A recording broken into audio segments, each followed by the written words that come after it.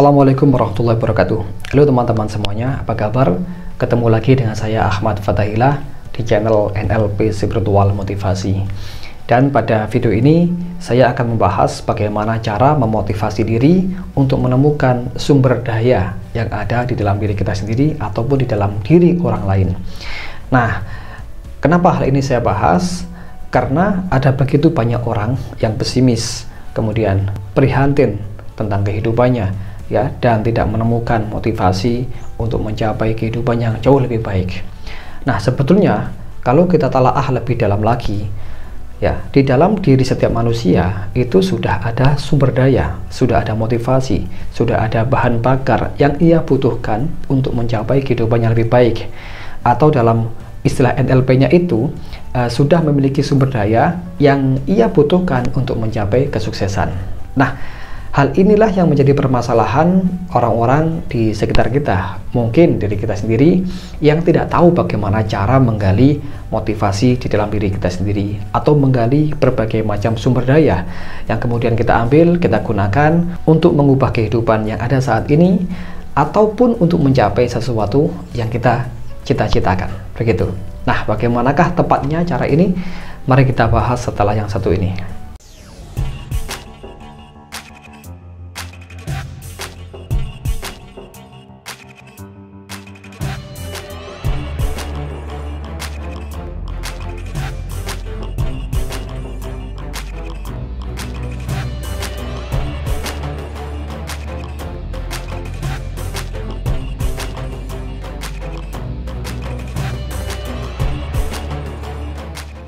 Oke teman-teman, sekarang kita bahas bagaimana sih caranya menggali motivasi dan sumber daya yang ada di dalam diri kita sendiri. Nah, untuk bahasan pertama ini kita fokus menggali sumber daya atau motivasi yang ada di dalam diri kita sendiri ya.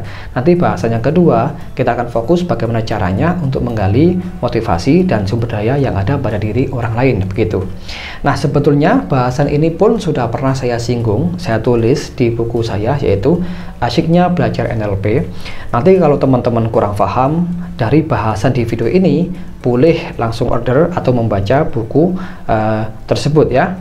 Baik, sekarang bagaimana sih caranya kita ini bisa memotivasi diri ya? Misalkan kalau kita sedang kecewa, sedang frustasi ya, apalagi kalau kita memiliki sebuah impian dan belum bisa mencapainya dengan baik, kita memiliki target tapi belum bisa mencapainya dengan sekuat tenaga, belum bisa maksimal untuk meraihnya, maka sebetulnya kita ini sudah memiliki sumber daya atau sudah memiliki bahan bakar yang kita butuhkan untuk bisa mencapainya itu.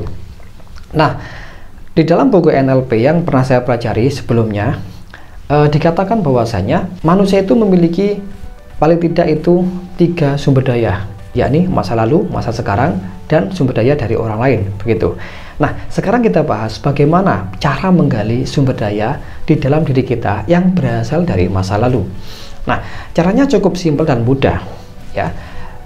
Contoh begini, kalau hari ini Anda di bidang marketing ya, kemudian Anda tidak bisa menjual sesuai dengan target, maka cari prestasi di masa lalu yang pernah Anda capai sebelumnya. Misalkan dulu pernah mencapai penjualan 50 produk, Anda berhasil menjualnya, padahal target Anda saat ini melebihi 50. Nah, 50 produk yang berhasil Anda jual ini itu merupakan sebuah sumber daya, itu prestasi yang pernah Anda capai.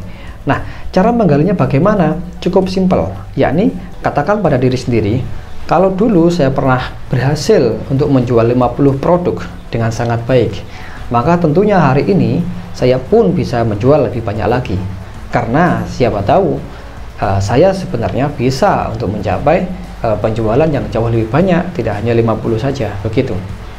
Atau dengan cara yang sedikit mirip dengan terapi. Caranya seperti ini. Anda ingat-ingat dulu waktu berhasil menjual 50 produk itu bagaimana rasanya? Ya, pasti ada rasa senang, ada rasa gembira, ya, dan lain sebagainya ya. Kemudian itu Anda rasakan lagi, Anda ingat-ingat, kemudian perbesar perasaan senangnya itu dan katakan pada diri sendiri, dengan perasaan senang, gembira, dan optimis ini ya, akan saya gunakan untuk menjual produk yang lebih banyak lagi, gitu. Nah, Ini caranya cukup simpel. Jika Anda bisa melakukannya dengan tepat dan pas, maka pasti Anda memiliki motivasi karena sudah berhasil menggali sumber daya di dalam diri Anda sendiri. Begitu.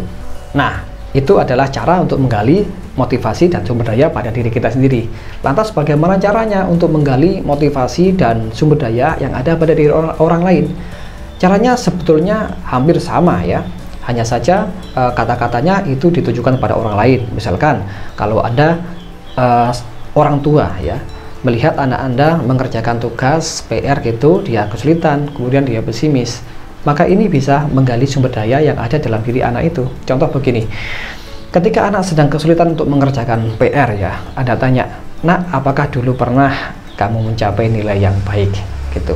Coba Papa lihat, dibuka-buka kembali bukunya, dan ternyata ada nilai yang bagus, katakanlah nilai 80 gitu ya.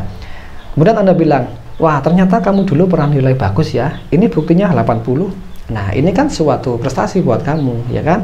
Nah, kalau dulu kamu bisa mencapai nilai 80 ini, tentunya sekarang dan seterusnya kamu juga bisa dong, meskipun agak sulit begitu." Atau begini, "Loh, ternyata kamu dulu bisa mencapai nilai yang bagus ya. Ini artinya hari ini dan seterusnya kamu itu bisa kok untuk mencapai nilai yang sama atau bahkan lebih bagus lagi, meskipun dengan soal yang berbeda atau bahkan lebih sulit." Seperti itu. Nah, dengan cara yang demikian ini ya, kesannya itu cukup simpel dan sederhana, tetapi memiliki efek sugesti yang luar biasa pada diri kita sendiri. Kenapa? Karena sesungguhnya kita ini sedang tergali sumber dayanya gitu ya. Dengan kata lain, ada bahan bakar di dalam diri kita yang selama ini terkubur, kita gali, kita ambil, dan itu kita gunakan untuk menjadi penggerak melaksanakan aktivitas atau mencapai sesuatu yang kita inginkan, seperti itu. Nah, jadi demikian ini caranya untuk menggali motivasi dan sumber daya di dalam diri kita sendiri, sehingga nantinya kita bisa mencapai suatu keberhasilan atau mencapai target, mencapai keinginan-keinginan kita yang jauh lebih baik lagi. Begitu. Dan tentunya cara ini juga bisa mengubah kehidupan kita jauh menjadi lebih baik daripada sebelumnya. Ya, minimal 2 kali lipat lah daripada kehidupan kita yang ada selama ini. Begitu. Dan teman-teman, bagi Anda yang ingin belajar NLP lebih banyak, bisa langsung order buku saya, Asiknya Belajar NLP ya. Linknya ada di deskripsi.